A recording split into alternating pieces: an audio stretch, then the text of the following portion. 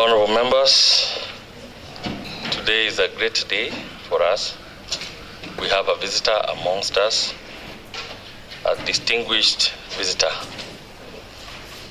Honorable Sigei, who is also our senator, famously known as Wakili Sigei. He's here with us. And as you welcome him, you can tap on your tables to welcome him. Thank you very much. At the public gallery, honorable members and the senator who is with us, we have Honorable Cheriot, who was a former MC here, and also Honorable Big Five, who was in the first assembly. Then we have Senate Secretariat and members of the public. Now, the members who are in the public gallery, I want to remind you that you are welcome to this assembly, highly welcome. However, you are expected to maintain silence, observe in silence, and behave in a way that is respectful to the members who are here. When the senator will be giving his address, he shall be heard in total silence. Total silence. Ensure your phones, if you have, are in silent mode. Honorable members, as he's making his speech, maintain silence and unnecessary movements. With all those remarks, I want to welcome the senator to make his inaugural address.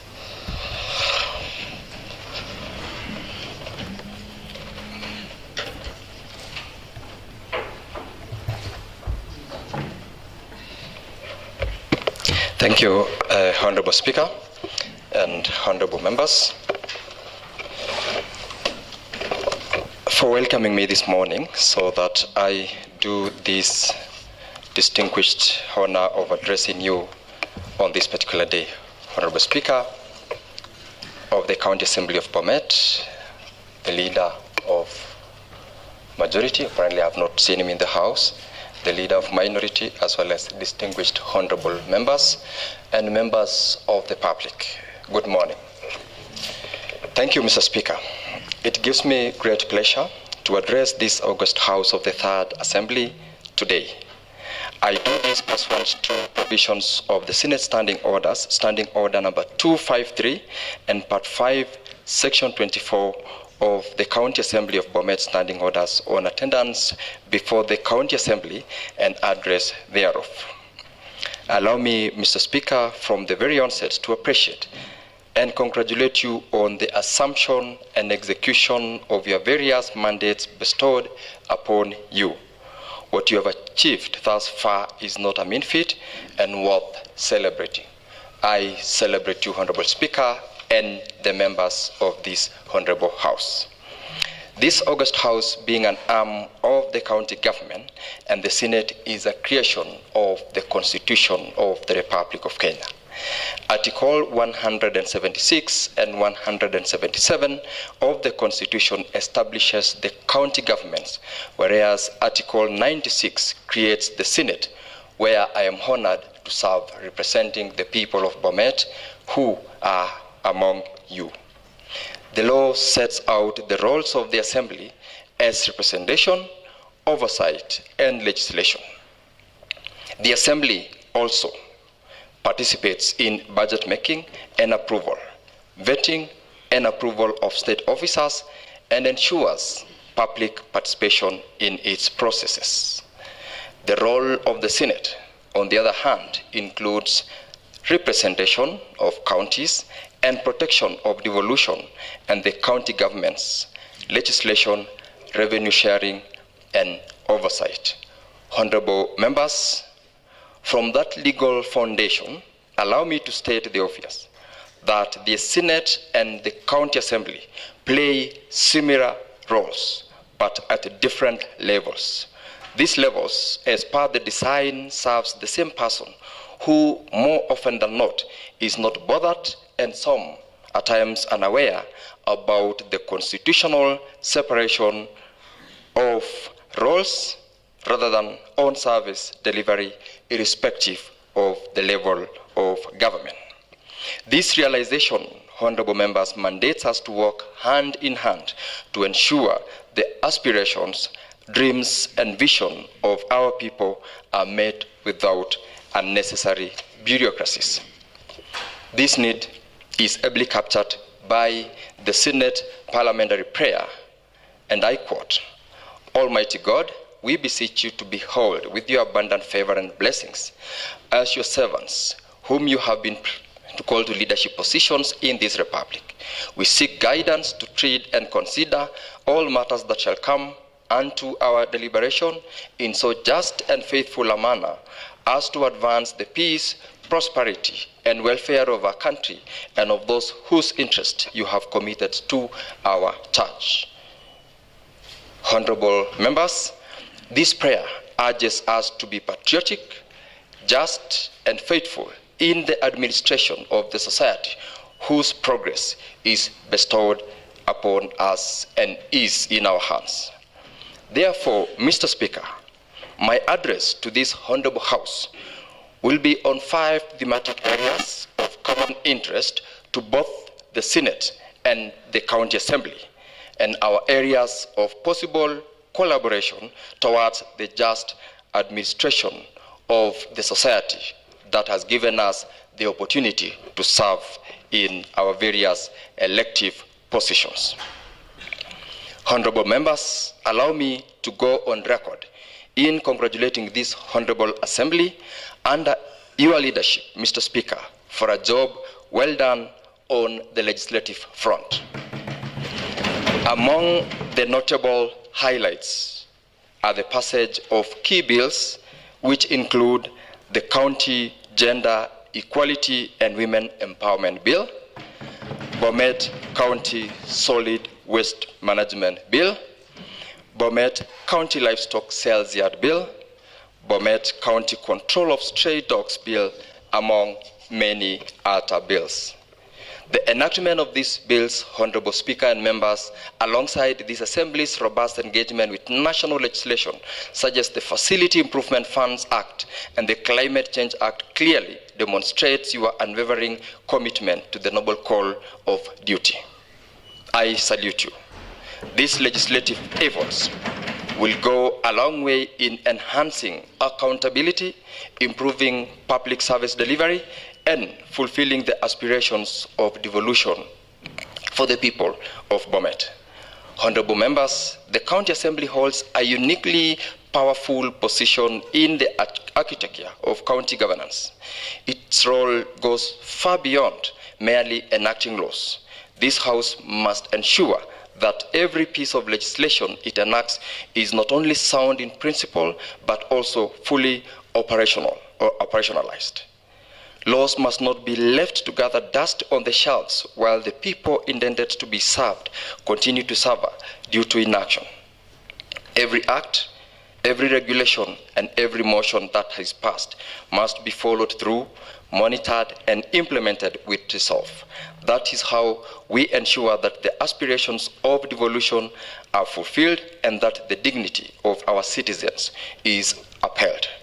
A case in point, Mr. Speaker, is the Bomet County Enterprise Development Fund 2019, which was passed 6 years ago. To date, our people are yet to experience its intended impact, and this is deeply concerning. The object of this act, honorable members, was noble. It was meant to promote entrepreneurship, create job opportunities, support self-employment for our youth, women, vulnerable people, and persons with disabilities, and to facilitate the growth of micro and small enterprises across the county. In the absence of implementation, therefore, the aspirations remain a mirage, even as our young people continue to bear the brunt of rising unemployment and economic hardship. This must serve as a call to action. Legislation without implementation is a betrayal of public trust. And Mr. Speaker, legislation is not merely a procedural formality. It is an essential enabler in the execution of our constitutional responsibilities as members representing the public. It provides the legal foundation, the mechanism, and the action plan through which this assembly can hold the executive to account and ensure effective service delivery to the people. Through well-crafted laws, this House translates policy into action and aspirations into results. Mr. Speaker, sir, and honorable members, on this part, the Senate, through its legislative mandate, has taken a significant step in strengthening devolution by enacting the County Public Finance Laws Amendment Act 2023. This transformative law establishes a county assembly fund for each county assembly, thereby granting county assemblies direct control over their operational finances. This move ends the long-standing budgetary dependence on the executive by our county assemblies, including this particular county assembly, a situation that has compromised the effectiveness and independence of county assemblies across the country. It is quite frankly ill-conceived to expect a legislative body like this assembly to independently oversight or question every entity from which it draws its operational resources. With this law in place now, honorable members, and has been assented to by His Excellency the President, members of county assemblies are finally being released from the firm grip and arm twisting by the executive, who in some cases have treated assemblies as mere extensions of their offices. Let's be clear, honorable members, county assemblies are not appendages of the executive. They are independent institutions with distinct constitutional mandates. To perform effectively, they must be added and independently facilitated and funded. That is how we build robust, accountable, and truly independent devolved legislatures, as envisioned under the Constitution of Kenya 2010. Honorable members, as your senator, I carry not only the mandate of representing you at the national level and the people of Bomet, I also have a solemn duty to remain cognizant of legislation that uplifts and improves the lives of our people. It's my responsibility, therefore, to ensure that the policies and laws debated and enacted in the Senate are not abstract or detached from the realities on the ground, but rather that they respond directly to the needs of our people, support livelihoods, and advance the spirit of devolution. Every bill I support allows me to highlight an important legislative initiative which we have supported.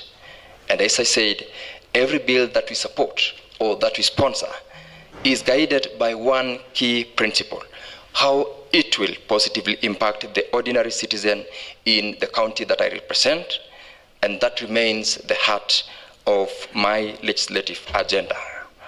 One that directly touches on the livelihoods of our people, honorable members, is, as you are aware, tea in our county is most significant cash crop. It sustains thousands of households across all our wards. It is with this in mind that I took keen interest in sponsoring the Tea Amendment Bill 2023, which was passed by the Senate on the 8th of October 2024. Following its passage in the Senate, the bill proceeded to the National Assembly, where it underwent its first reading and is now under consideration by the Department Committee on Agriculture and Livestock. Honorable members, once enacted, this legislation will mark a turning point in the tea subsector. The bill seeks to, among other things, allow for direct export sales, enabling farmers and cooperatives to access better paying markets. It seeks to promote value addition, thereby increasing local employment and export earnings. And it further seeks to exempt value-added tea from the tea levy, creating real incentives for innovation and investment in tea processing. These provisions, honorable members, are aimed at ensuring that farmers reap maximum benefit from their labor and are no longer trapped in a cycle of low returns and poor markets.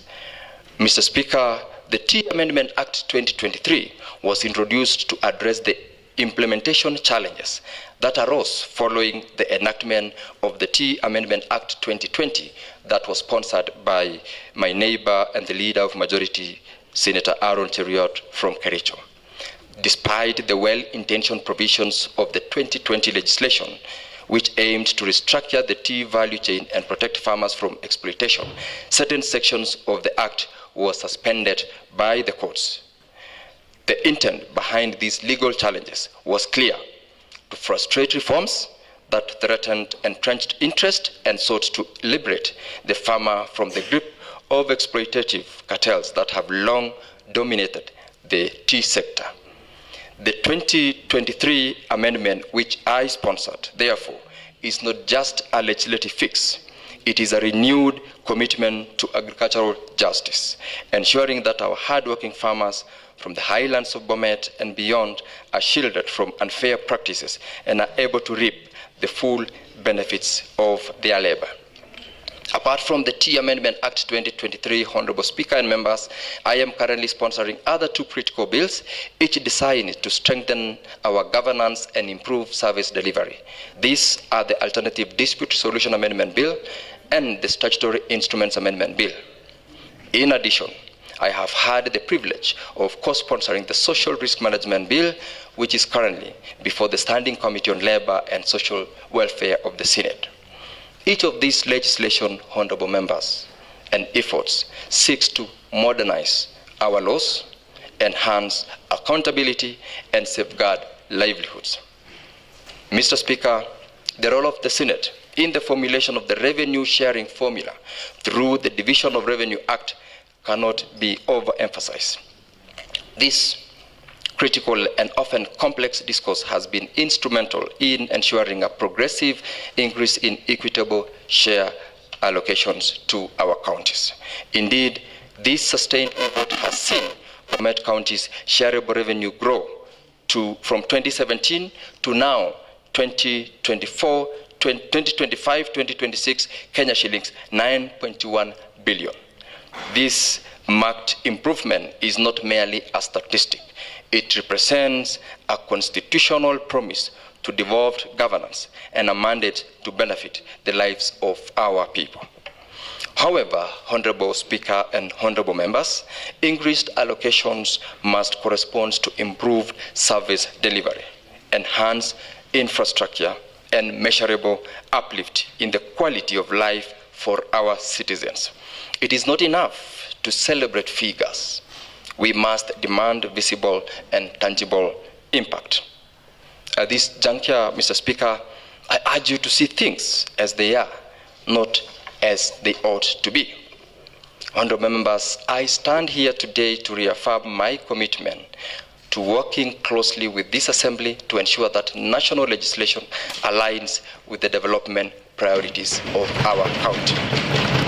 I take this single important opportunity to implore this Honorable House to continue working closely with the Senate in advancing a progressive legislative agenda that directly corresponds to the needs of the people we represent. Through enhanced collaboration and shared commitment, we can strengthen our oversight roles, align our priorities, and ensure that the laws that we enact as an Assembly and as a Senate, whether at our level here or in the national, truly serve the purpose for which devolution was established. Mr. Speaker, sir, one of the core responsibilities entrusted on us as elected leaders is representation. It is through this function that we give voice to the aspirations, concerns, and priorities of our constituents. Representation is not just symbolic. It is a delegated constitutional responsibility, and it is perhaps the most important and most cross-cutting of all our roles as elected leaders. The Constitution under Article 1 gives power to the people. The people, on the other hand, donate this power to us, their representatives, through democratic processes. This opportunity is noble, and it behoves upon us to always think of what our bosses, the wenyenji, would want in every matter under our deliberation. Honorable members, it should never cross our mind or our imagination that we are representing a naive, clueless, and unbothered voter. Instead, we should be cognizant of the fact that we always bear in mind that they are always alert and aware. They know what is expected of us, and every time we fail, they take note. The electorate, in donating to us this power, never expected us to enrich ourselves at the expense of service delivery. They never expected us to be silent when plight is not addressed by those elected to office, in that case, ourselves as their elected representatives. When their taps run dry months on end, they expect us to speak out. When roads are dilapidated and in sorry state, and they can't access their markets, they expect our voice. When they fail to find drugs and emergency care in our hospitals and health facilities, they expect our empathy. When they lose their children and loved ones to glaring medical negligence and systemic failures, like the case we had in Diana from Kembu Ward, they expect us to hold government and those responsible to account. Remember, to paraphrase the words of Martin Luther King Jr., the electorate, in the end, will remember not the words of their enemies, but the silence of their friends. We, our representation in this office. Honorable members, when we, the people's representatives, speak out, we do not do so for political expediency, but as a solemn duty entrusted to us by the Constitution and by the very people who send us to the respective houses that we sit in. Speaking truth to power is not rebellion, it is representation. No one should condemn or intimidate you for raising the concerns of your people, the only people who felt that you are the only person fit to represent them. On the contrary, you should be applauded and supported for discharging your mandate with courage, integrity, and fidelity to the people. Let it be known that advocating for accountability, fairness, and justice is not political mileage. It is public service. And I repeat, it is public service. Honorable Speaker and honorable members, I've always remained vigilant in ensuring that the voice of the people of Bomet is heard in Parliament. Pursuant to Standing Order 53.1 of the Standing Orders of the Senate, I've sought several statements that touch directly on the welfare of our people here in Bomet. Case in point is the discrimination of the locals in employment at Bomet University on the 24th of November 2022, where I questioned the unfair recruitment practices where locals were sidelined in favor of outsiders during hiring processes. Secondly, the non-payment of historical fellows at the same university was sought for on the 24th of November 2022. Thirdly, the welfare and status of early childhood development education ECDE teachers on the 27th of February 2024, where I called on the Senate to address the plight of our ECDE teachers who face poor terms, irregular pay, and lack of recognition. My intervention was to ensure that those entrusted with shaping the future of our people and our children are treated with dignity that they deserve. Fourthly, Honorable Speaker, is the safety, security, and freedom of journalists in Bomet County. Citing the constitutional guarantees under Article 33 and 34, I raised concerns over harassment and intimidation of those who are mandated in law to speak on our behalf and to communicate to the public. Fifth, Mr. Speaker, the composition and compliance of boards and committees in the County of Bomet, where I flagged the irregular constitution of statutory boards and committees within the county. some of which were operating in breach of constitutional and statutory requirements. Mr. Speaker, the sixth was procurement of road construction machinery, where, as you are all aware, roads remain central to our economic growth, yet procurement of machinery had been marred by opacity and suspicion. I called to investigations before the Standing Committee of Roads and Transport, demanding transparency and value for money in the use of public resources.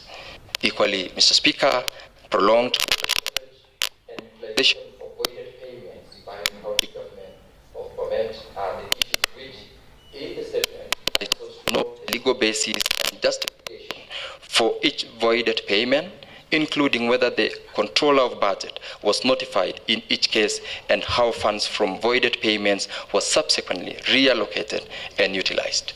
Mr. Speaker, these among the issues are those which the Auditor General has tracked in their audit report, which was tabled in the Senate last month. Through it, honorable members, this honorable House is empowered to scrutinize and approve county budgets, policies, and development plans on behalf of the people we represent. Indeed, county planning and budget making process form the pivotal fulcrum upon which the entire development agenda rests. It is through this process that we define our development trajectory, align our priorities, and ensure that public resources are allocated and spent transparently, accountably, and with meaningful impact. A well-structured planning and budgeting framework not only guides sound expenditure, but also strengthens financial monitoring and controls, and ultimately promotes prudence in the management of public resources. Mr. Speaker, let us never lose sight of the fact that the decisions we make in this House today determine the reality of our people living tomorrow and the future of this county. The Public Finance Management Regulations clearly provide ceilings for county expenditure, allocating minimum of 30% to development, maximum of 35% to personal emoluments, and maximum of 35% to operations and maintenance.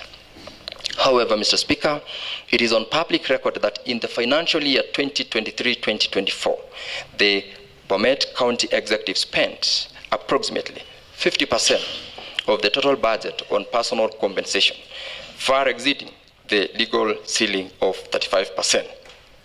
This bloated wage bill directly translates to less resources available for critical development projects and essential public service, ultimately denying the residents the progress that they deserve in form of development projects relevant to their respective areas of residence.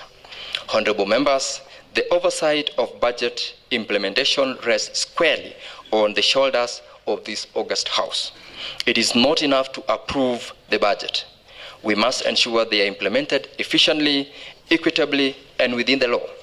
Proper planning, monitoring, and tracking of expenditure not only enhances accountability, but also minimizes the incidence of pending bills, stalled or abandoned projects, incomplete works, and service delivery gaps. Moreover, it helps to reduce the frequent tabling of supplementary budgets, many of which, regrettably, do not substantively incorporate public participation or input. Mr. Speaker, sir, allow me to highlight some few areas requiring your attention and focus for improvement as members of this Honorable House. First, Honorable members, it is heartening to note that several projects and programs across various departments have suffered immense delay due to budgetary and implementation monitoring shortcomings. This must be a wake-up call for this House to assert its oversight mandate more robustly and ensure that the executive adheres strictly to the principle of fiscal discipline, transparency, and responsible governance. The construction and operationalization of ward administrative offices is not a luxury. It is the most basic foundation for effective and responsive service delivery, particularly at the grassroots level. It is with this reasoning that the first county administration prioritized their establishment. Regrettably, In many of our wards, the story has been that of incomplete, stalled, or abandoned administrative offices.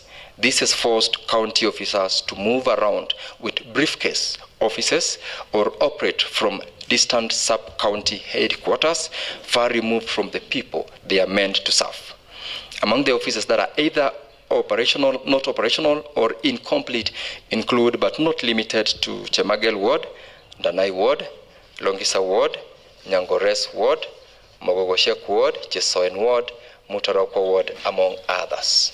These are ward offices that have stalled, yet public resources and public expects them to be operational. Mr. Speaker, sir, the absence of these critical infrastructure facilities in our respective wards undermines access to devolved services. It denies the public their constitutional right to information, limits public participation, and frustrates the establishment of proper complaints handling mechanism at the ward level. Additionally, wards like Mbomos in Konoin, which lack such infrastructure, have forced the county to incur unsustainable rental costs, a burden to the taxpayer that only escalates over time. Moreover, the Boita Ward office, despite having been budgeted for in previous financial years, remains non-existent beyond paper. I therefore beseech this Honorable House to urgently look into this matter and prioritize the completion and operationalization of these ward offices alongside other key facilities such as the governor's residence and sub-county offices in Longisa. Honorable members, this is the point where when all else has failed, you surely cannot fail to represent yourselves, to have good offices in your wards or within your wards of jurisdiction where you can attend to the people, so that instead of them coming to your houses, they can afford to come to the offices, which is a public place where you will serve them in such offices. Let us all, as a house, ensure that the physical infrastructure necessary for delivering on the promises of devolution is not just planned, but completed, functional, and serving the people on the ground. Secondly, honorable members, the healthcare sector is sadly not exempt from the growing list of stalled, abandoned, and poorly implemented projects in our county. During my recent oversight visit to several health facilities, I encountered a worrying pattern of neglected infrastructure, incomplete buildings, and dysfunctional service systems. Facilities such as Kuriot Dispensary, Labotiet Dispensary, Umoja Dispensary, Chepkalwal Dispensary, and Tuyabe Dispensary in Boita, which has remained incomplete for nearly half a decade and sits on private land, are just but a few examples of public health facilities and investments which have been left in limbo. The incompletion of these facilities, compounded by a lack of reliable ambulance services, chronic drug shortages, and understaffing in existing centers, has made the lives of our people unbearable, especially those in remote areas who rarely and solely rely on these public facilities. I urge you to take time to note and take action decisively. As duty bearers, honorable members, we have both a moral and constitutional obligation to call the executive to order and demand accountability on why these critical projects remain non-operational, especially where we, as a house, has budgeted for and approved the budget to facilitate funding of those facilities. This is further worsened by the unrealized programs to construct 2 new dispensaries per ward, which, despite being budgeted for by this House, was never implemented. On the legislative front, on health sector, this House must ensure full implementation of the Facility Improvement Finance Act. Funds raised by health facilities must be utilized transparently and strictly for their intended purpose, not redirected or diverted. It is unlawful and unethical to coerce health facilities to remit 25% of the portions of their share, that is Social Health Authority reimbursements, to the county treasury or Department of Health Services outside the legal framework, as my office has been made aware of such incidences lately. Section 5(4) of the Facility Improvement Fund Act 2023 states that the income and other receivables retained by the public health facility shall be considered as a supplement to the budgets and resources appropriated to the public health facilities by the respective county governments, and not a substitute to that funding. Honorable members, it is the solemn responsibility of this Honorable House to ensure that the Facility Improvement Fund resources are not misused or substituted as a means to offset or replace funds which are already appropriated by this House to our health facilities through the normal budgetary processes. Facility Improvement Fund collections must remain supplementary, intended to enhance service delivery, not to plug budgetary gaps created by poor planning or misallocation of resources. The resources already allocated to our facilities through this Assembly's approval must be expended strictly as budgeted. Let us uphold this principle, honorable members, to protect the integrity of the budgeting processes and ensure that our health facilities are adequately and sustainably funded as intended by both law and public expectation. Mr. Speaker, sir, it behoves upon us as members of this Honorable House to closely examine the operations and governance of our health facilities to ensure that laws are followed to the letter and that appropriated resources reach the facility level and are properly accounted for. Mr. Speaker, Bomet County is without a question an agricultural county. Over 70% of our population depends directly or indirectly on agriculture for their livelihoods and income. It is therefore imperative that this Honorable House continues to prioritize and allocate sufficient resources to the Agriculture Department, and more importantly, ensures that those resources are used effectively and accountably. Mr. Speaker, sir, I recall a time long ago when, of course, before the advent of devolution, agriculture extension officers were active on the ground, traversing villages with artificial insemination boxes, organizing field days, farmer trainings, and exhibitions. These were meaningful, results-driven engagements that empowered our farmers and elevated rural economies. Now that resources are devolved and governance is closer to the people, the question we must ask ourselves is, what changed? Is it lack of patriotism to serve? Is it bad governance, inefficiency, or greed that has strived progress in this vital sector? These are difficult but necessary questions that must compel us to reevaluate our commitment to agriculture as a county, a sector that holds the potential to create thousands of jobs and power the manufacturing industry through provisions of raw materials. Mr. Speaker, sir, one painful example of lost opportunity is the Chebole Chicken Slaughterhouse in Kipsonoi Ward, a project that was meant to empower women and youth in the poultry value chain. Today, the structure lies incomplete and rotting, representing not only a loss of public funds, but also a betrayal of economic hopes and opportunities. Beyond the dominant this sector which I've talked about, Bomet County holds enormous potential in several emerging agricultural value chains, notably avocado farming, mango production, coffee cultivation, and dairy farming. These are new frontiers with the capacity to transform rural economies, enhance household incomes, and create sustainable development opportunities for our youth who are looking for employment and our women who every day go out of their way to work hard to provide for their families. I wish to acknowledge and commend our development partners and the Minister of Agriculture for their role in collaboration with the county government in seedling support programs under FLOCA and the promotion of diversification within the agricultural sector. It is also encouraging to see the county government supplement these efforts through collaboration on seedling distribution and the construction of storage and aggregation facilities, which are critical steps towards strengthening value addition and improving market access for our farmers. I salute you for that. Honorable members, with the right investment, policy focus, and coordination, coordinated action, these high potential value chains can become economic pillars for the residents of Bomet, and it will offer alternatives to traditional crops and driving inclusive growth across all wards.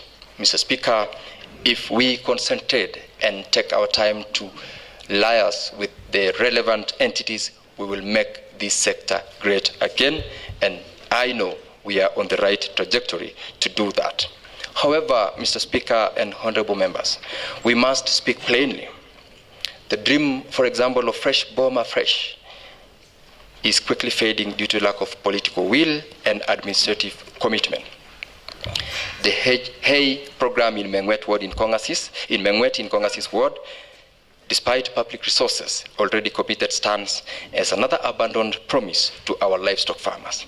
Likewise, the fresh produce packhouse for youth farmers in Bomet East could have been a game changer for onion producers, particularly during price drops, but today it stands incomplete and unutilized. Furthermore, Mr. Speaker, sir, the regulations provide that farm produce such as potatoes and onions must be packaged in a 50 kg bag.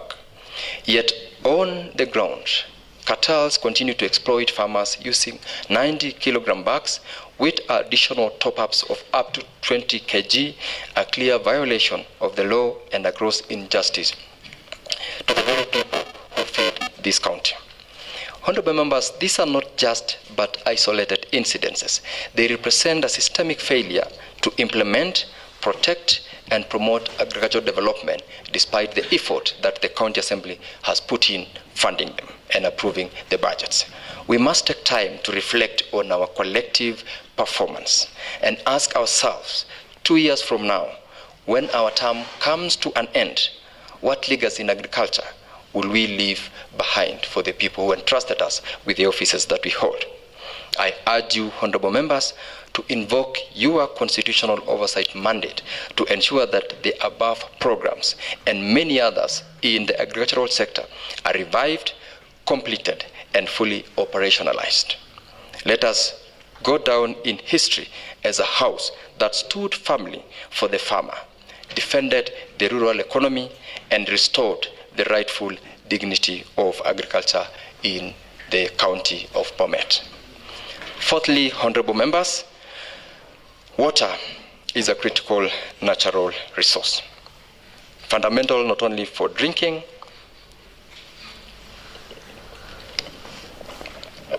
and domestic use, but also as a key enabler of public health, agriculture, economic productivity.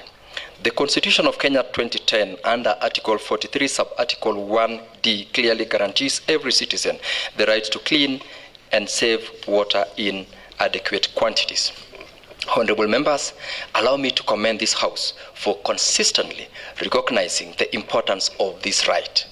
Over the past 3 financial years, this Assembly, you have appropriated more than 2 billion to the Department of Water, a strong and commendable demonstration of your commitment to alleviating the burden borne daily by our mothers and women in search of water for domestic use. You have fulfilled as a House your constitutional duty by this appropriation. However, Mr. Speaker, while this House has done its part, the burden of delivery lies squarely with the executive. It is deeply concerning that perennial water shortages persist even at the county headquarters, with dry taps becoming the norm rather than the exception. This not only undermines the efforts of this Assembly, but also calls for urgent and collective accountability. Several projects, including the Aonet Water Project, Chebangang Water Project, Bondet, Tendonok, Menet Water Pipeline, and the Kabisimba Water Plant, among others, have absorbed substantial public resources, yet have yielded minimal, if any, tangible outcomes to the public.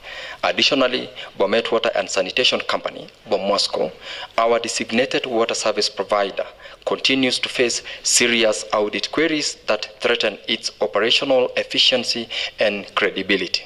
These concerns, if unaddressed, will cripple service delivery and frustrate our development goals in the water sector. During our recent visit by the Senate County Public Accounts and Investments Committee, that is CPIC, the Chief Officer in charge of water and the CEO of Bomet made significant admissions before this committee. Honorable members, they acknowledged the presence of systemic failures and persistent challenges within the water sector and Bomet operations in particular, and sought for the intervention of the CPIC committee in setting up an ad hoc committee to rally behind them, to support them, to come back to action. Mr. Speaker, the solution to dry water taps and failed water system lies in our collective responsibility and hands as leaders. With honest, diligent execution of responsibilities and a renewed commitment to accountability, the people of Bomet can and should enjoy the continuous flow of water in their homes.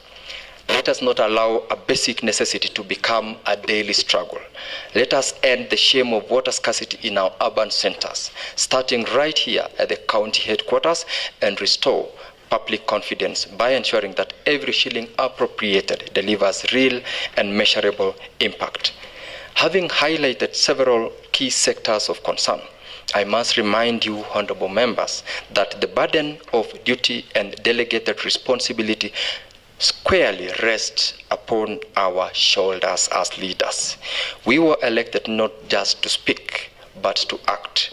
Not just to speak, but to act, to oversee, and to ensure accountability in the management of public resources. Mr. Speaker, sir, fifth point I wanted to speak to is on public assets. The people of Bomet have placed their trust in us, their elected leaders. They expect us to be the custodians of public interest and to safeguard all assets acquired using public resources. For example, they expect us to have in our possession the registration documents for road construction equipment and earth movers purchased with taxpayers' money in the financial year 2022-2023 at a cost of over Kenya shilling 300 million.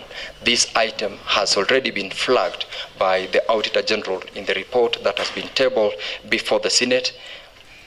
They expect clarity on the ownership status of the proposed Kyogong Stadium land, including the availability of ownership documents.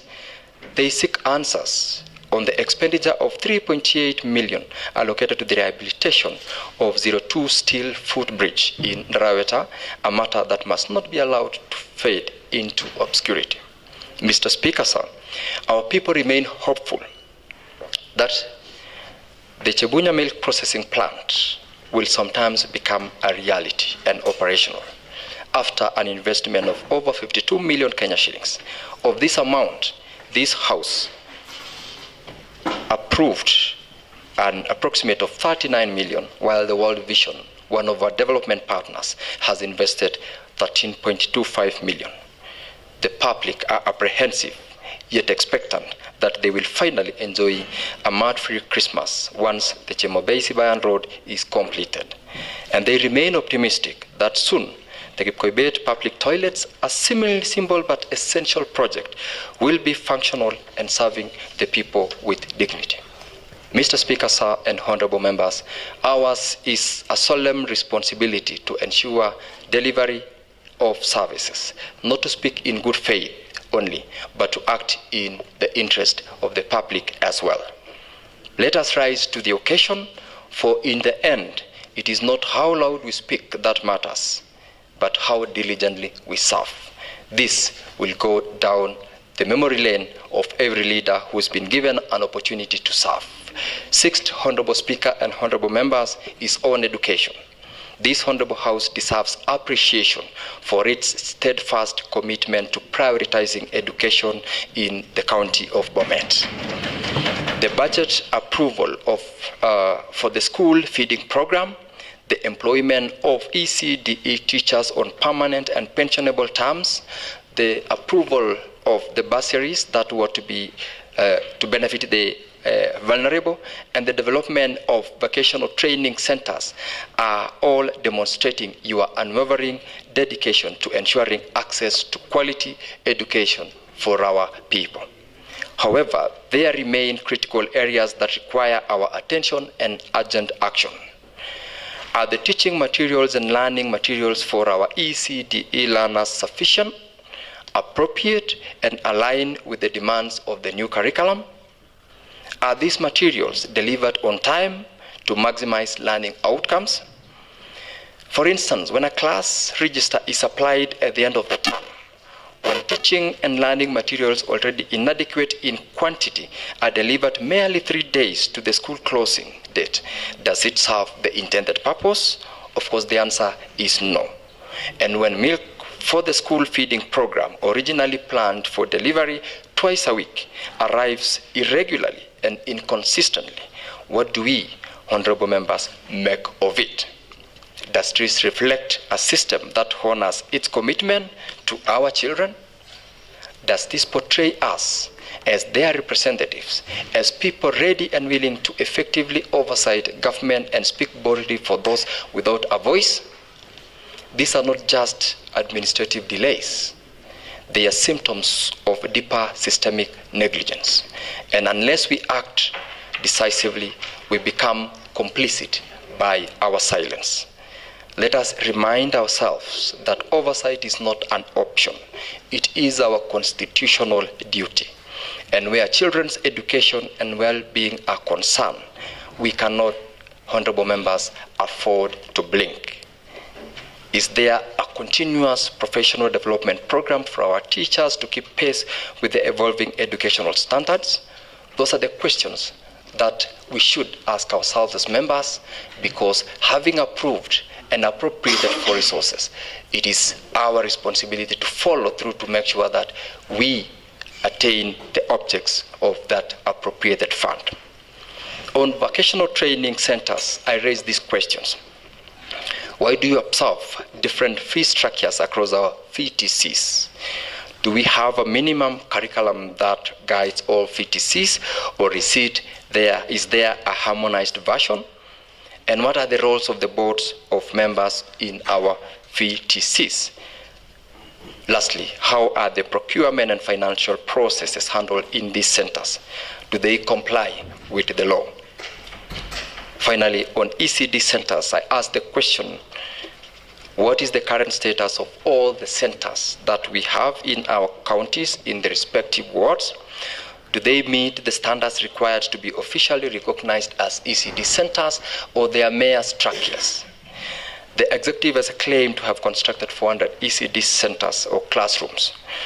Where are they? Are they evenly distributed across our wards at an average of 16 ECD classrooms per ward?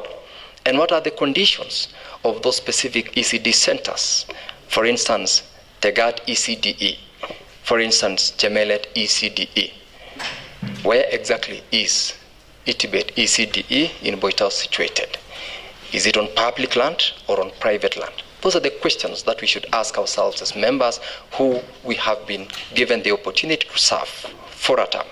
Honorable Senators, I leave these questions for you to investigate deeply and to ensure that education in our county is not only prioritized at the level of your approval and appropriation of the budget, but also that budget which you have approved is effectively improved and held to the highest standards to achieve the intention of budgeting.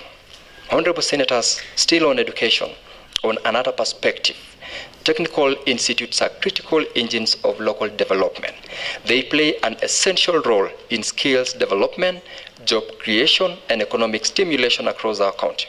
In this regard, I wish to draw your attention to the SOT Technical Training Institute, that is SOT TTI, a promising institution whose potential can be fully harnessed through its upgrade to a national polytechnic. Upgrading SOT TTI would not only expand courses to be offered and attract more students from across the region, but also catalyze wider socio-economic development in its environs. This upgrade would trigger significant population growth, increased demand for services, and the need for improved infrastructure. Therefore, I strongly urge you, honorable members, and the county government to prioritize the expansion and upgrading of Merigi Health Center alongside enhancing basic amenities within Merigi Town. in anticipation of the pressures that will be brought by institutions such as TTI, Stegro Tea Factory, among other emerging developments. It is in this house that we can appropriate funds for an upgrade of that or such an institution environment. Similarly, Bomet town is experiencing rapid population growth, primarily driven by the steady expansion of Bomet University, especially at the institutional moves closer to attaining its charter within this year. In this light, it's imperative that Bomet Health Center, for instance, be upgraded to a sub-county hospital status to effectively meet the rising healthcare demands of the town's residents and the university community that is fastly growing. Honorable members, investing in education must be matched with strategic planning in infrastructure, healthcare, and urban amenities. This is the only way to ensure that development is holistic, inclusive, and sustainable. Seventh, honorable members, is on the county public service. The County Governments Act 2012 establishes the county public service and provides the framework for its organization, staffing, and operations. This outlines a clear objective to ensure the delivery of efficient, quality, and productive services to the people. This legal framework further emphasizes the need for institutional mechanisms and systems that promote the optimal utilization and development of human resources in a manner that enhances service delivery. Mr. Speaker, sir, human resource is the engine of service delivery. For the County Public Service Board to be effective, staffing must be professional, merit-based, and transparent. Recruitment and appointments should not only be competitive, but also reflect integrity, fairness, and alignment with the Constitution. Sadly, irregular appointments, unfair promotions, and skewed remuneration erode public trust and demoralize the very staff we expect to serve our people diligently. Honorable members, the special audit report of the Auditor General on payroll management for the County Executive of Bomet, covering the financial year 2021-2022, 2022-2023, and 2023-2024 was tabled in the Senate last month. That is the month of July. Its findings are not only alarming, but also pose serious compliance and fiscal risks to our county. Among the key issues that were unearthed include irregular and overpayment of allowances, including responsible allowance, extraneous allowance, special salary allowance, and non-practicing allowance amounting to over Kenya shillings 56 million taxpayers' money. There was also highlighted the absence of annual recruitment plans, which facilitated irregular appointments, dubious redesignations, and improper salary adjustments. Lastly, it was also highlighted a general lack of internal controls throughout the payroll management process, from budgeting, recruitment, and approvals to payment and execution. The implications of this are profound, honorable members, not only in terms of wastage of public funds, but also in undermining the legitimacy and sustainability of our county's workforce. Mr. Speaker, sir, the recommendations contained in this report must be taken seriously, and I urge this House to create time and get this report. We have a duty to establish mechanisms that ensure compliance with the Public Finance Management Act, the Public Service Commission regulations, and the principles of responsible financial management. On the matter of appointments, Mr. Speaker, allow me to recognize and commend you and the honorable members for your consistent and responsible execution of vetting and approval mandate. Vetting ensures that appointees to senior public offices meet the constitutional threshold, particularly under Chapter 6 on leadership and integrity and the principle of public service. To that extent, honorable members, honorable Speaker, you have done your job. However, Mr. Speaker, this important process has at times been undermined or manipulated. We have witnessed incidences where the executive uses weekend interviews, nighttime swearing-in ceremonies, rush appointments to evade court injunctions, or cancels recruitment processes whenever their preferred candidates are unlikely to succeed. In other cases, qualifications are lowered and the vetting process is ultimately reduced to a mere formality, all in pursuit of political rewards over competence and experience. So I ask this Honorable House, shall we continue to allow meritocracy to be replaced by favoritism? Will we stand idle as standards are lowered and systems abused? Will it ultimately affect our legacy when we leave office, because we must leave office at some point? I ask of you those questions, honorable members, on that aspect. Mr. Speaker, sir, you and your House holds delegated sovereign power.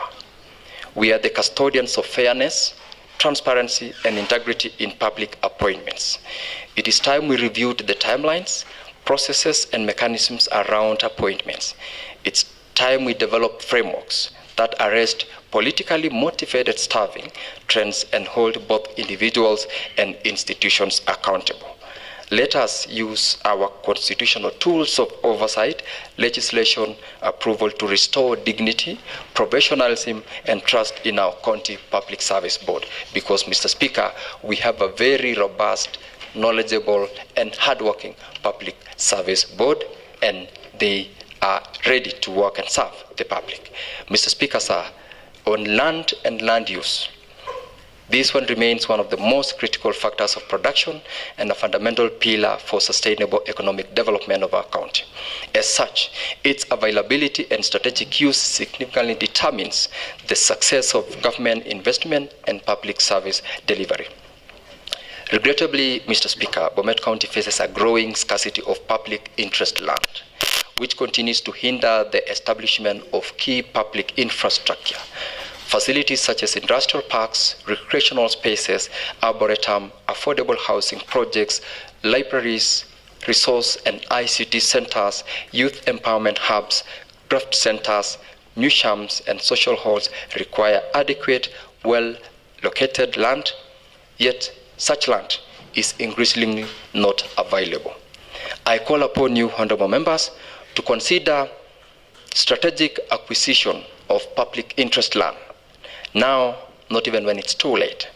Let us align our spatial planning and budgeting processes to ensure timely identification, acquisition, and securing of land for future public use.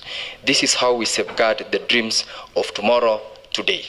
Honorable members, if we are to future-proof the development of this county, then land banking must become a deliberate and urgent policy intervention. Without forward-thinking action, we risk a scenario where land becomes congested, inaccessible, or exorbitantly expensive, thereby frustrating public development agendas and choking our growth potential as a county. Ninth, honorable members, is on the fidelity to the rule of law. Adherence to the rule of law is the foundational fulcrum of order, justice, and tranquility in any functioning society. When the law ceases to be a neutral guide, when it bends to favor the high and mighty, and the voices of the vulnerable and the down out, then terror, impunity, and disorder takes root. Mr. Speaker, sir, over the past 5 years, the county government of Bomet has found itself entangled in numerous litigations, ranging from labor-related cases to disputes with contractors, suppliers, and landowners. These are not isolated incidents, but symptoms of systemic failure to act within the legal frameworks that govern procurement, employment, land acquisition, and service delivery. This is not just a legal issue, honorable members. It is a governance crisis.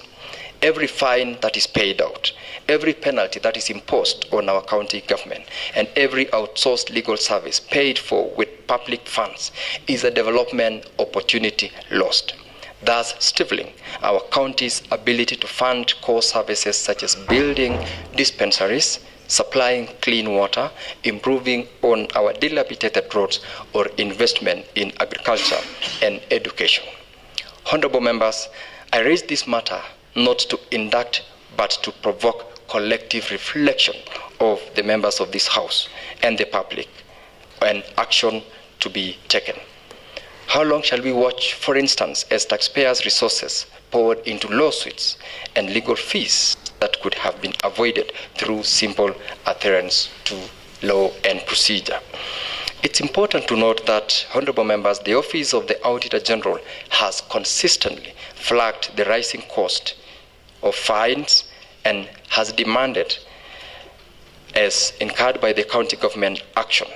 Many of these are actually avoidable.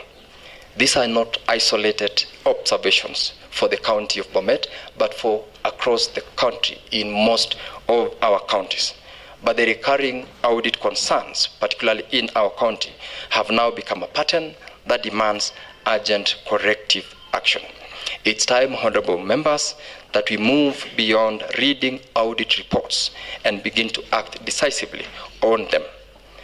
Public money must not continue to be used to clean up administrative carelessness or non-compliance with the law.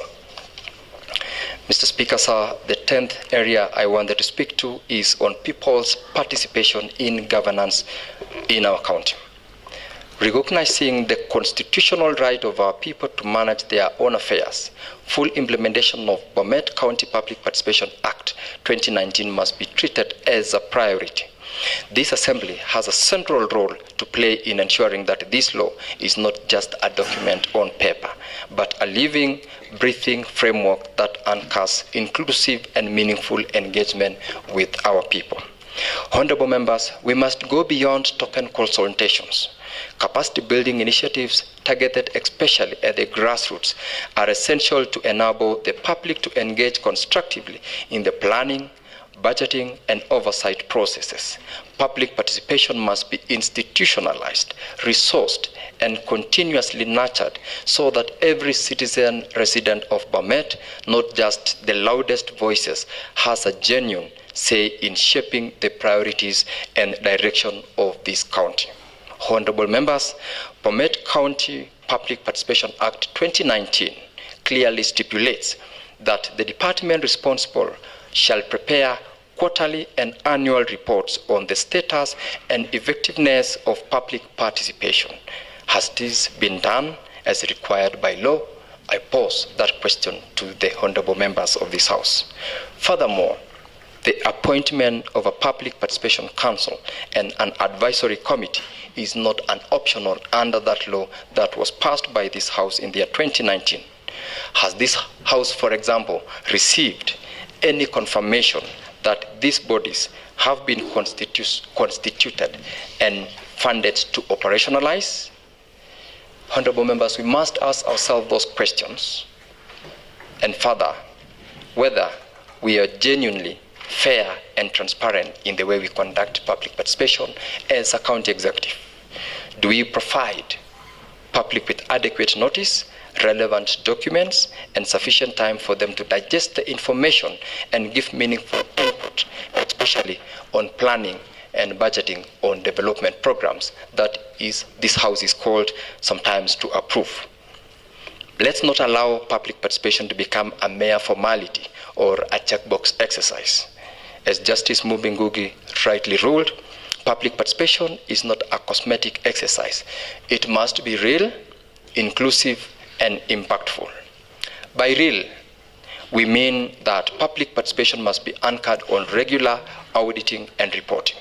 It must not be a symbolic exercise, but one that is evidence-based, with clear documentation of what was proposed, what was taken into account, and what action followed. This assembly should insist on these quarterly and annual reports as required by law to track the progress and effectiveness of participatory processes in governance. By impactful, we refer to the importance of stakeholder engagement that leads to tangible outcomes. Public input must not end at the consultation level. It must be acknowledged, responded to, reflected in the county decisions and policies, and a robust feedback mechanism is necessary to close on the loop so that citizens know how their voices have influenced the decisions made. I highlight that because we have a law that this House has passed. And lastly, by inclusiveness, we are required to emphasize the need to involve marginalized, minority, and represented groups in all public participation forums, including women, youth, and the persons with disabilities, whose voices are often drawn out in the elite spaces. Participation must reflect the full demographic of our county, not just the well-connected or well-informed. I'm encouraged, honorable members, that the Senate, through its report on sessional paper number 3 of 2023, has set in motion development of a comprehensive legal framework on public participation to standardize and guide engagement across all counties. This particular sessional paper will guide the Office of the Attorney General in coming up with a document that will feed into the document that this House has passed as their legal document on public participation. But until then, honorable members, we must uphold both the letter and the spirit of the law and ensure that public participation in our county is not just legally compliant, but morally and ethically sound, a process that respects the voice of the people as central to our governance. Honorable members, we seem to have all that is required of our prosperity as a county. But what is holding us back? I ask this question because we seem to have all that is required of us. What is holding us back? Members, in my view, corruption is holding us back. Corruption is a venomous serpent, and unfortunately, one that has found its way into the veins of devolved governance.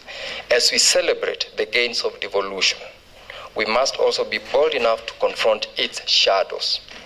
Corruption is one such shadow, and if left unchecked, it will poison the very promise our county government service to the people promised. His Excellency the President of the Republic of Kenya, Dr. William Samoei Ruto, has consistently reiterated that it shall not be business as usual. We must be resolute in our fight against corruption. Corruption-related malpractices have quietly but devastatingly crept into the core of our county departments and institutions.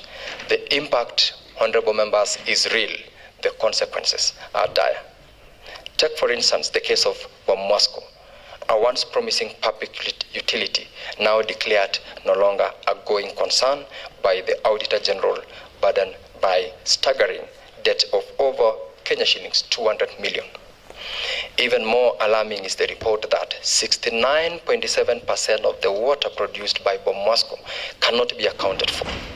That is more than double the allowable non-revenue water loss of 25% set by the Water Services Regulatory Board, WASREB.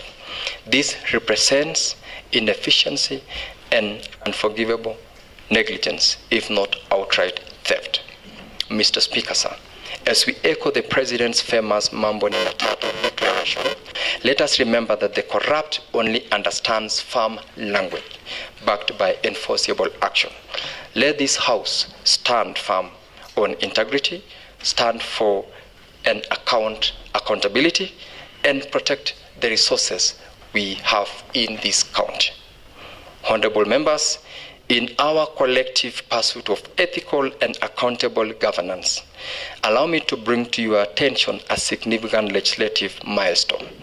On 19th of August 2025, His Excellency the President ascended to the Conflict of Interest Act, marking a critical step towards deepening integrity in public service. This new law will repeal, or rather this new law which repeals the Public Officers Ethics Act aims at ensuring that public servants focus squarely on service delivery. It provides a firm legal framework to prevent the misuse of office for personal gain. No public officer should take advantage of their position or influence to benefit themselves, their relatives, their associates, or their friends. The Act, honorable members, prohibits public officers from offering preferential treatment, whether in procurement, appointments, or access to government resources. It discourages public officers from engaging in other gainful employment or business activities that may conflict with their official duties. It seeks to curb the abuse of power and the misuse of misappropriation of public resources. It seeks to strengthen the reporting mechanisms for corruption and unethical conduct, placing the Ethics and Anti-Corruption Commission, EACC, at the center of supervision, enforcement, and oversight. Honorable members, this law is not merely punitive, it is preventive. It seeks to foster a culture of integrity, transparency, and professionalism in public service. It is now incumbent upon this House to champion compliance through legislation, oversight, and accountability mechanisms so that the people of Bomet receive honest, efficient, and ethical service delivery. As relevant investigative authorities pursue corruption-related cases relevant to our counties, let us support this institution by sharing our reports and findings where public resources. It is one of those responsibilities that you should not shy away from doing whenever you're called upon to do. Mr. Speaker, sir, remember this power. Mr. Speaker, sir, remember with power comes great responsibility. And as the good book says in Luke 12:48, from everyone who has been given much, much will be demanded. And from the one who has been entrusted with much, much more will be asked. You have been given much. Much is demanded of you. You have been entrusted with much. Much will be asked of you. The pendulum is now firmly on your side, and with it comes a critical moment of introspection and self-reflection. Allow me to pose a few questions and interrogations that strike at the heart of our constitutional mandate as two houses of similar laws provided for by the Constitution. What have we done, for example, to guarantee prudence and proper utilization of county funds? Are we truly getting value for money from government investments, programs, and projects? How have we utilized the instruments of governance entrusted to us by our people as their legitimate representatives? And perhaps most fundamentally, what does the Constitution and the law demand of us? Mr. Speaker and honorable members, these are not rhetorical questions. They are urgent calls to reaffirm our role as custodians of public trust. The empowerment of county assemblies to fully execute the oversight mandate is critical to the protection and advancement of devolution. As enshrined in law, the Senate stands as a protector of devolution. It is our duty to ensure that county governments not only enjoy autonomy, but also be equipped with sufficient resources, institutional support, and legislative backing, all while upholding the values of transparency, accountability, and equitable distribution of resources. It is in this spirit, Mr. Speaker and honorable members, that I emphasize the need for closer collaboration between this assembly and the office of the Senate. We must not only allow the gains of devolution so hard-won to be diluted or reversed. My office remains open and available to fast-track any recommendation and to act on any reports or resolutions emerging from your committees where my intervention as your senator is necessary.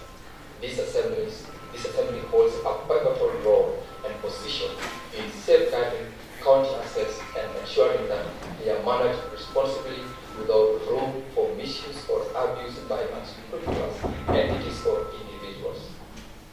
You have the full backing of the Constitution and the law to ventilate on any matter and to scrutinize any report on the affairs of this county government and the eye oversight. Honorable Senators, honorable members, our responsibilities go beyond passing budgets. We are called for to monitor progress, to evaluate implementation, and to hold duty bearers accountable for how public resources are spent. While we support the executive in approving sound policies and development plans, our role in safeguarding fiscal responsibility and governance ethics remain non-negotiable. Honorable members, in the aspects of roads, for instance, I take this opportunity to commend this Honorable House for its continuous focus and strategic unwavering commitment in budgeting for Department of Roads, particularly in the construction and maintenance of road drainage infrastructure across the county. In the last financial year alone, honorable members, this House appropriated over 380 million to support this critical sector. Notably, 100 million was allocated for the construction of major roads, 60 million was budgeted for and approved for construction of cross-cutting roads, Kenya shillings 50 million for construction and maintenance of motorable bridges, 20 million for box culverts, 25 million for precast culvert installation, and Kenya shillings 100 million committed directly to honorable members for maintenance of feeder roads. In addition to this, the county government, through your continued support as an assembly, has invested heavily on the equipment which we have mentioned. It should, however, concern us as members when, despite such significant allocations, residents still raise complaints about dilapidated roads and lack of functional bridges. This reality calls for greater vigilance, enhanced oversight, and collective responsibility to ensure that our people receive value for every shilling spent in this sector. As a matter of fact, honorable members, the purchase of the heavy equipment is a subject of investigation by the Ethics and Anti-Corruption Commission and has indeed been flagged by the Office of the Auditor General as not just an irregular, but an investment that was not in the CIDP, in the ADP, and initially not in the budget that ultimately was utilized. Let's not fall, honorable members, into the trap of complacency. Instead, let us strengthen monitoring, demand accountability, and ensure timely and quality delivery of infrastructure projects. And lastly, on source revenue. The viability of any county government, honorable members, is fundamentally anchored on its ability to sustain itself through on-source revenue. Reducing overdependence on exchequer disbursements, while we acknowledge the limitation of our current revenue base as a county, it's incumbent upon those of us in leadership to ensure that this does not remain as the status quo. We must actively explore and implement strategies to expand our revenue streams, cap the leakages, and eliminate theft, which is systemic in our collection system as a county executive. Bomet County has consistently faced challenges in mobilizing adequate on-source revenue, significantly constraining our capacity to fund local development priorities and deliver essential public service. Among key issues contributing to this underperformance are weak revenue controls, limited or ineffective automation, unbanked cash collections, and gaps in reconciliation and audit trails. Honorable members, these inefficiencies were particularly evident during the first quarter of the financial year 2024-2025, where Bomet County was ranked among the lowest performing counties, achieving only 6% of its annual on-source revenue target.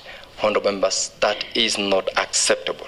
This dismal performance is both alarming and unsustainable.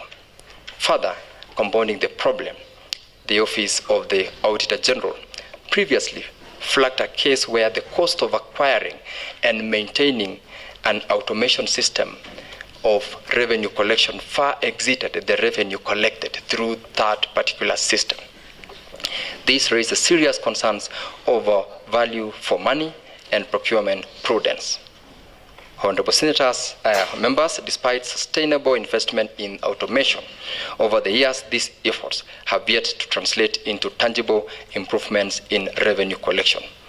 As we continue to advocate for digitization and automation of revenue systems and also other automation systems like what I've witnessed in your new chamber, which I must acknowledge and congratulate this House and those who've implemented it, we should be guided by the principle of cost effectiveness, accountability, and practicality.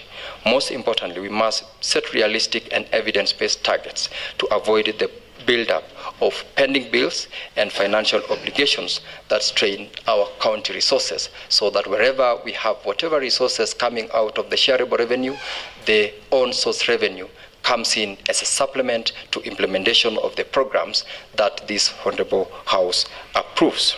Let us commit to sealing loopholes, Honorable Members, enhancing transparency, and ensuring that every shilling collected works towards the development agenda of the people of Bomet. And as I head towards closing, let us recognize that as we move forward, it is vital that the laws we enact are constitutionally sound. That means embracing comprehensive legal reviews, encouraging cross-committee collaborations, and ensuring we do not pass legislation that falls short of. Honorable Deputy Majority Leader. Honorable Speaker, I beg to table the speech by Honorable Senator to this third assembly, Mr. Speaker. Proceed, Honorable Samuel.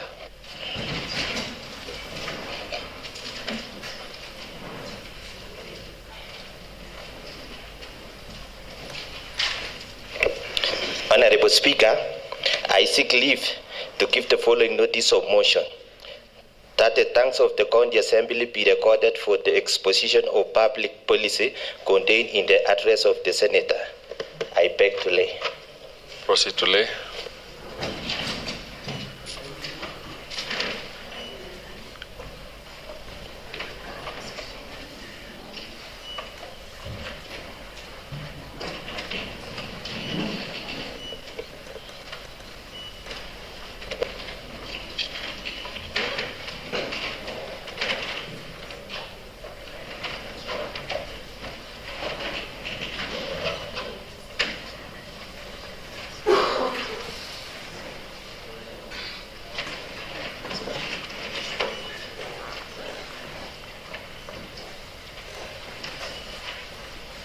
Honorable members,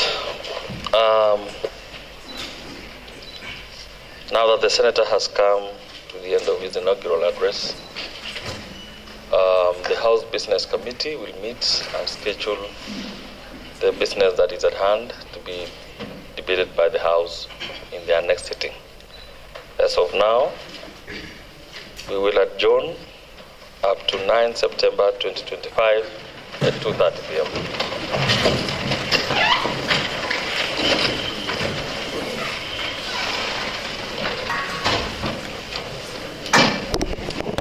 So, honorable members, I repeat, we shall resume back this House on Tuesday, 9 September 2025 at 2:30 p.m.